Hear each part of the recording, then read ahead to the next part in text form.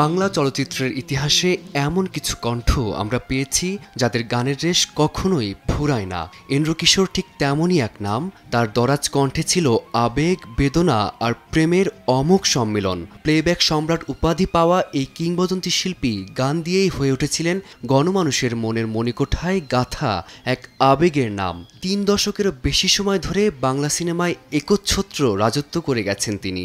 হায়রে মানুষ, রঙিন ফানুস, জীবনের গল্প, আছে বাকি অল্প, কিংবা আমার সারা দেহ খেয়ে গো মাটি গানগুলো আজও বেজে ওঠে মানুষের হৃদয়ের গোপন কোণে। হায়রে মানুষ, রঙিন ফানুস, দম ফুরালে এন্দ্রকিশোর শুধু দেশেই নন, উপমহাদেশের সঙ্গীত বোদ্ধাদেরও নজর কেড়েছিলেন। বলিউডের কিংবদন্তি সুরকার আর.ডি. বর্মন তার গায়কিতে মুগ্ধ হয়ে বলিউডে ক্যারিয়ার গড়ারও প্রস্তাব দিয়েছিলেন। তখন তিনি এমন লোভনীয় প্রস্তাব বিনয়ের সঙ্গে ফিরিয়ে দিয়েছিলেন তার মাটি, মানুষ আর দেশের গানকে ভালোবেসে। 1986 সালে শত্রু সিনেমায় আর.ডি. বর্মনের সুরে গাওয়া मैं तेरा बिस्मिल हूँ গানটিও ছিল সেই বিরল সুযোগের অংশ।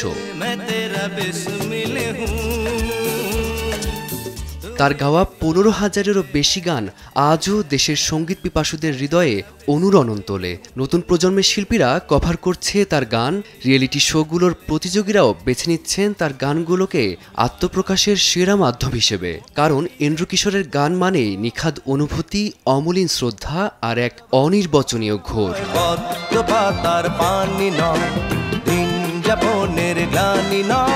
দীর্ঘদিন লড়াই করে 2020 সালের 6 জুলাই এক অসীম সুরের আহ্বানে পৃথিবীর মায়া কাটান এন্দ্রকিশোর। রাজশাহীর নিজ শহরে ফিরে এসে জীবনের শেষ দিনগুলো কাটিয়েছেন প্রিয়জনদের পাশে মাটির গন্ধ মেখে। সেই অমর শিল্পী আজ আর চোখের সামনে নেই, কিন্তু তার কণ্ঠ হয়ে উঠেছে জীবনের গল্প, ভালোবাসার অভিমত, যেখানে সুরের মাঝে না বলা অনুভূতির ভাষা খুঁজে পায় মানুষ।